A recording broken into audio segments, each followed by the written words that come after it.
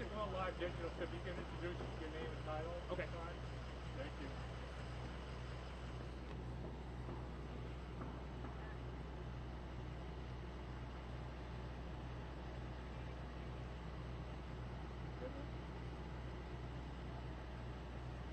Hi, good afternoon. My name is Commander Frank Kalesa. I'm the Coast Guard Search and Rescue Mission Coordinator out of Sector Northern New England and South Portland, Maine. All right. Good afternoon. My name is Captain Amy Florentino. I'm the Sector Commander for Coast Guard Sector Northern New England out of South Portland, Maine. I'll give a quick overview of our search and rescue efforts to this point and then answer any questions you may have. At about 7 p.m. last night, the Coast Guard received a report from the Kennebunkport Police Department of a 64-year-old fisherman who had departed from Turbot's Creek earlier in the day in a 12-foot aluminum skiff. He was scheduled to return to the boat ramp at approximately 3 p.m. However, he did not return. Upon receipt of that report, we immediately issued a urgent marine information broadcast, a distress broadcast, notifying the maritime community of the missing fisherman. And then we started launching our search and rescue assets, which included a Coast Guard rotary wing helicopter, a 47-foot motor lifeboat out of Station Portsmouth Harbor, and a 154-foot fast response cutter, the Coast Guard cutter Maurice Jester. Additionally, we started coordinating with other state and local assets on scene, including our Kennebunkport Police Department, as well as the Cape Porpoise Harbor Master. We searched through the evening and into the morning. Early in the morning, we discovered several items associated with the missing fisherman, including his overturned 12-foot aluminum skiff, and then some items that we associated with his boat, including life jackets, a seat, and a fish measuring device.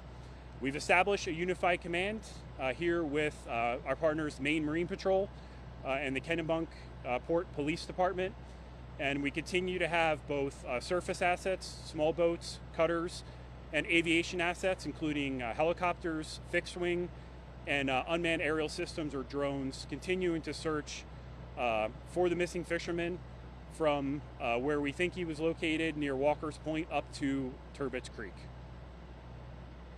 Has your search expanded at all at this point? So there's a number of factors as far as it influences where we search.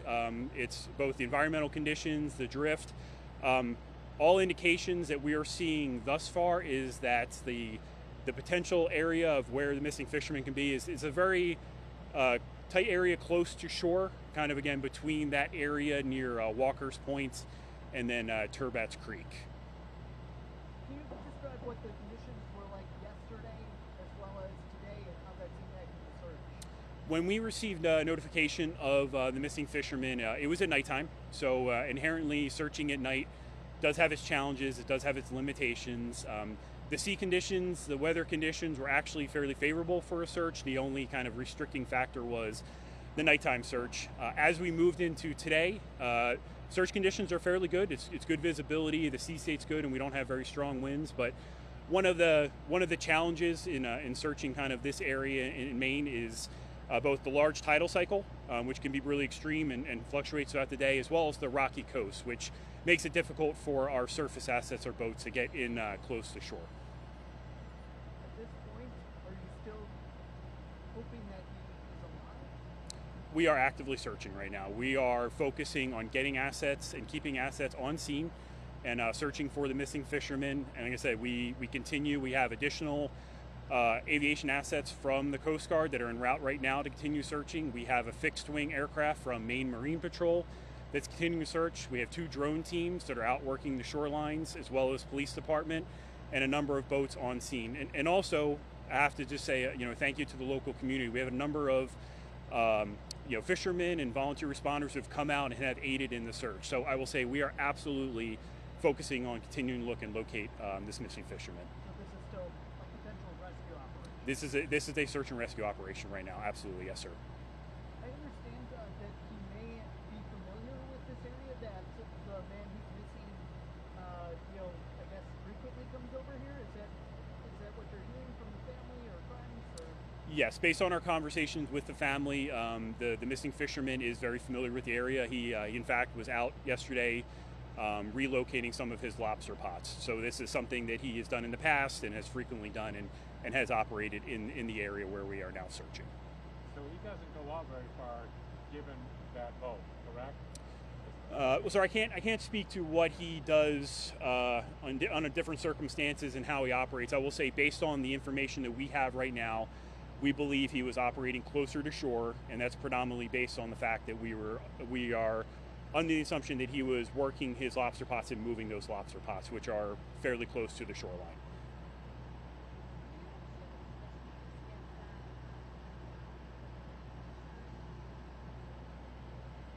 So when we located the overturned skiff, it was on the rocks.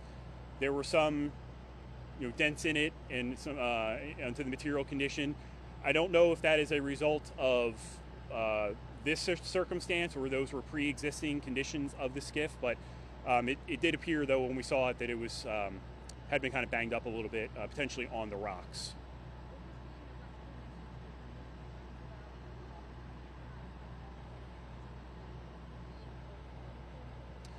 Yes, of course. Water temperature is always a factor and is always a concern, and it does, impact survivability. But I will say, at this point in time, we are still operating under that this is a search and rescue, and we're going to continue as long as there's a chance of survival and search effectiveness. We're going to continue to put assets out there and look for our missing fishermen.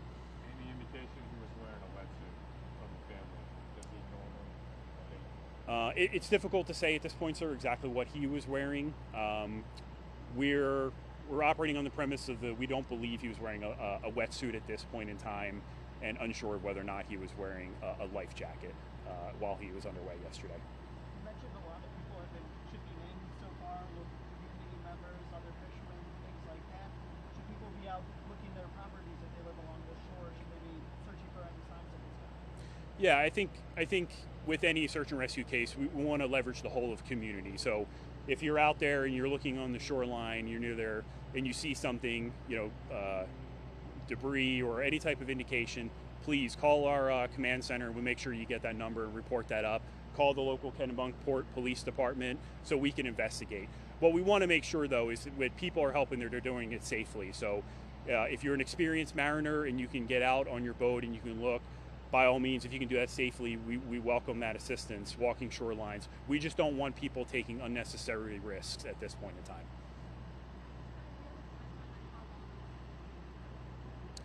No, at this point, we have not kind of discussed timelines. Again, our focus at this point is just to continue putting the resources out there to look for our missing fishermen. Thank you. Okay. You'll give us any update. Thank you. We'll continue with updates, and I'll make sure we get you that command center number if you want to put that out there with the report as well. So. Nice job, Frank. Okay. All right. Thanks, man. No need to jump in, which is always a good thing. Yeah. Sorry if I overstepped. Let me. Yeah. Hey, these are, you guys have